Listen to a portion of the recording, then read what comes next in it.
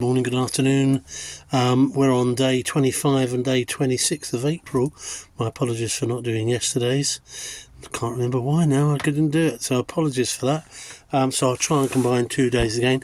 These are letters that my late father Jimmy Hodge wrote in 1999 to commemorate the year before the millennium, and I'm his son Kevin reading them, or paraphrasing them, I guess. Yesterday Dad was talking about a house in Windlesham, Surrey. Now, I'll just read these out. 13 bedrooms, 24 bathrooms, 30 toilets, 5 swimming pools and 28-seat cinema. Underground car park, banqueting hall, seating 30. For a start, that means if everyone coming to dinner needs to go to the loo, there'll be no waiting, Dad said. The price, guess what? £30 million. Dad said it made his house, which cost him £750, look a bit silly, but at least he can afford the toilet paper. Good old Jimmy.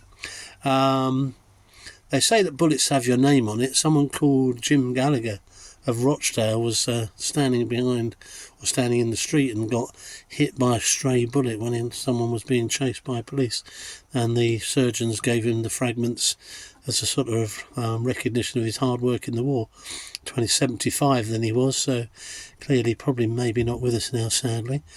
On the subject of doctors, medics have diagnosed something called hurry sickness, and that's all about the hurry scurry that was in the world back then. Sorry, I had to just check something. My apologies. And apparently, it was pretty much now a phenomenon that hurry is not good for you. I think we all know that.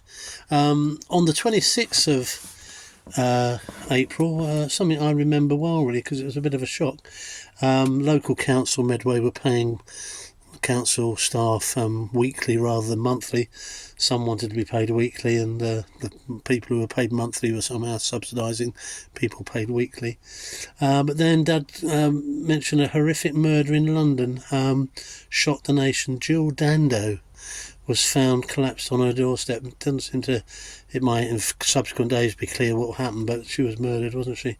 And Jimmy was saying how being a celebrity must be difficult, although perhaps he didn't know her so well, but thought that not that many people would know her. But I don't think time has proved that to be correct, really. I think she was quite a well respected and liked lady, but I don't think ever got to the bottom of why she was particularly targeted and what she'd done wrong. And sad to say, her life cut short by some mad gunman. I don't think we ever caught the person who did it. British Airways got into trouble because they accidentally pressed a button making an announcement that they were about to crash land in the water and put your life jackets on, but it was just a pre-recorded announcement, so that didn't go down too well. So there was not too much to report on those 2 days, but perhaps the main one was Jill Dando, wasn't it? And I remember being a school inspector, I think somewhere in Caterham, Horsham. And it was a news flash that came up, and sadly she died and been murdered on her doorstep, which was a bit of a shock, really. So never got to the bottom of it, I don't think. Anyway, that was the news on the 25th and 26th of April, and I'll try and do tomorrow, if you know what I mean. You take care, mine. Here you go.